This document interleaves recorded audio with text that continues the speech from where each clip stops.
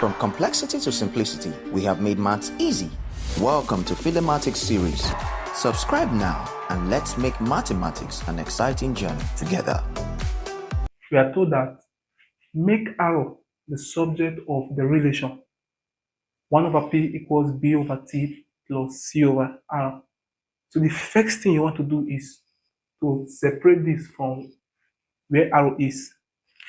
And so c over arrow will be 1 over p minus b over t.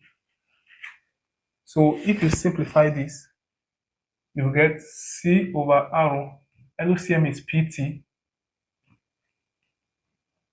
and p here is t times 1. T here is p times this is pb.